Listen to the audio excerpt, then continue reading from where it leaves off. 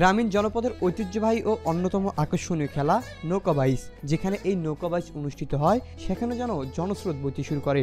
এমনই এক দৃশ্যের দেখা মিলল নওগাঁর নিয়ামতপুর উপজেলার সাতটা বিলে।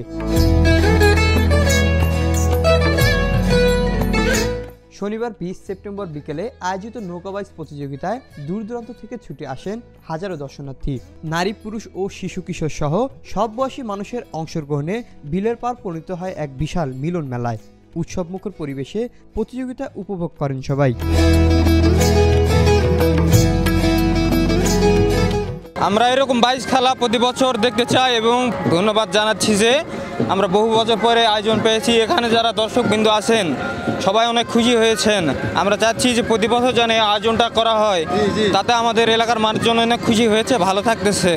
প্রতিযোগিতায় অংশ নেয় নিয়ামতপুর ও আশপাশের গ্রামের একাধিক নৌকার দল। প্রতিটি দলের সঙ্গে দর্শকদের উচ্ছ্বাস আর চিৎকারে মিশে সাতটা বিল পরিণত হয় এক প্রাণের মেলায়। এই প্রতিযোগিতা শুধু বিনোদনের জন্য নয়, বরং গ্রামীণ ঐতিহ্য ও সংস্কৃতির ধারক ও বাহক হিসেবেও বিবেচিত হচ্ছে।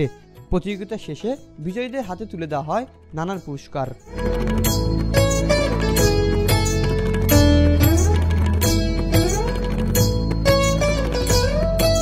Arifin moon, Asian television.